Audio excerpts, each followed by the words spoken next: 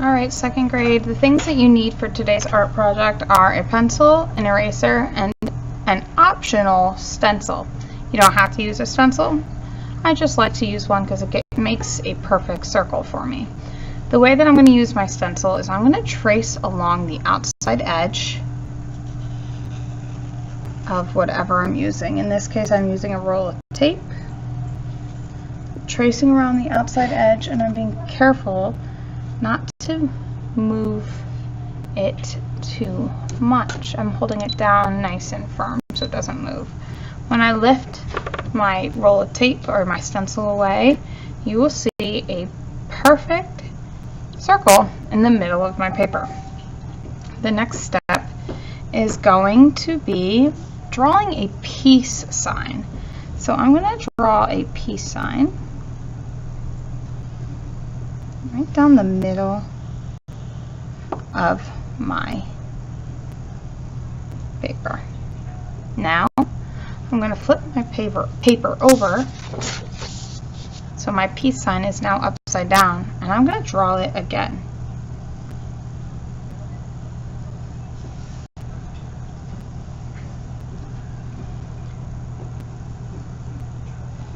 The reason why I had you draw a peace sign upside down was because I wanted you to have a circle with 1, 2, 3, 4, 5, 6 spaces inside of it. Each one of these spaces is going to be a certain color in the color wheel. If you need to, you can kind of move your lines a little to make sure each section is about the same size. Any extra lines or old lines I can erase as I work toward drawing a circle with almost like 6 slices of pizza in it. Each one of these slices of an umbrella are going to be labeled with the letter that represents the color that I want to color it. So this is going to be red, orange, yellow, green, blue, and purple. So I put an R, let me zoom in so you can see. I put an R for red, an O for orange, a Y for yellow, and a G for green, a B for blue, and a P for purple. So this color wheel umbrella will be painted with watercolor paint. So I want to create a resist by drawing or tracing on top of all of my pencil lines with a crayon or an oil pastel.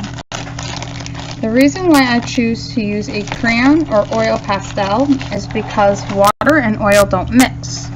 So when I apply water to my painting,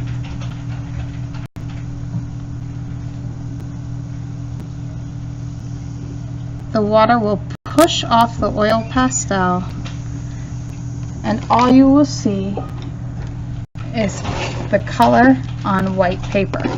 So watch and you will see. I need to start by waking up some of the sleepy paint. If you remember, our watercolor paint sleeps and we need to splash water on it.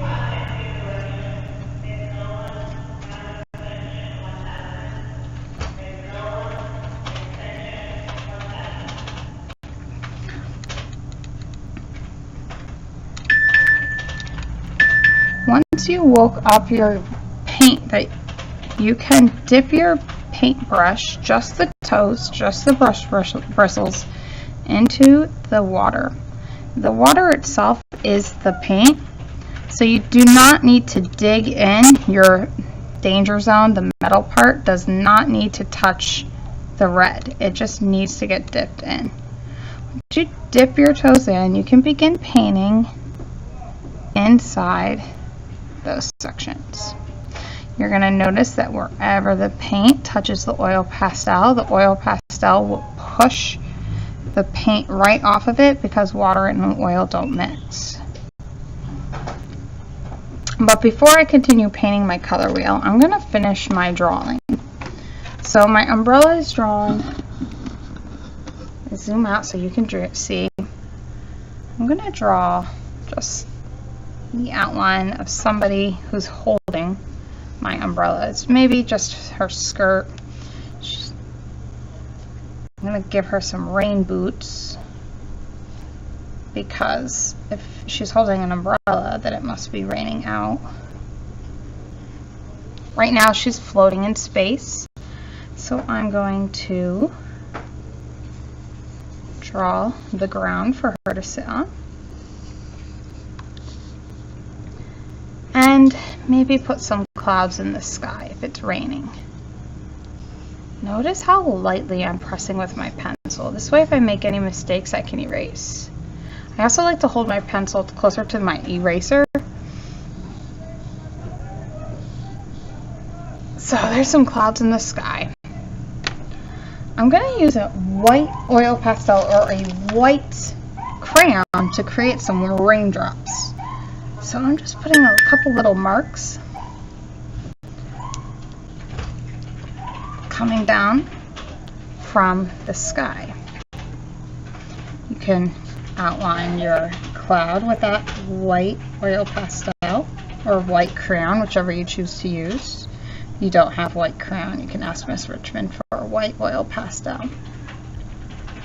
I'm not coloring in with this, however, because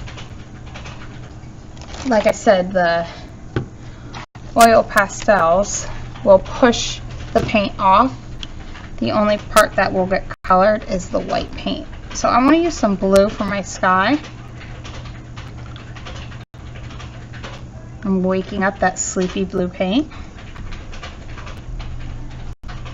I'm going to start painting on top of those raindrops. You're going to see that wherever I put that white oil pastel, the watercolor paint resists. It pushes off. And it leaves those raindrops bright white. If you notice that your paint is getting scratchy, like this, see how scratchy it's getting? That means your paint's drying up and you need to add some more water to your watercolor paint. So you need to wake it back up. It's falling asleep. Dip your brush toes back in. And begin painting. The most important thing is that when you use watercolor paint, you have to clean your paintbrush every time you change your color. If you forget to change your paintbrush, your watercolor paints will get really dirty and won't be so pretty. So I wanted to show you what the oil resist looks like, but I'm still not quite done with my drawing.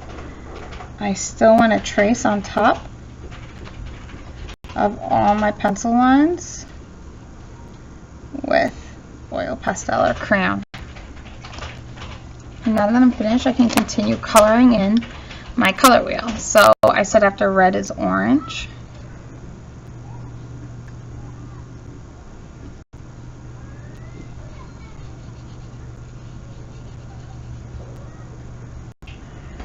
After orange is yellow. And you're going to even notice that these paint palettes are set up in order.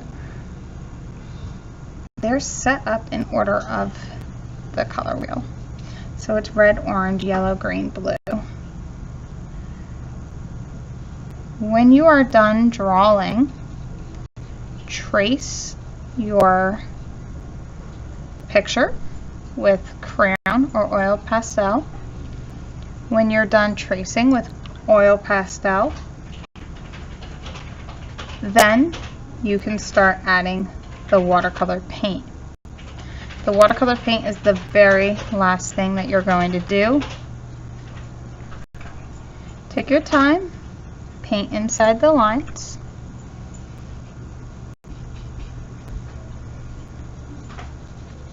and have fun.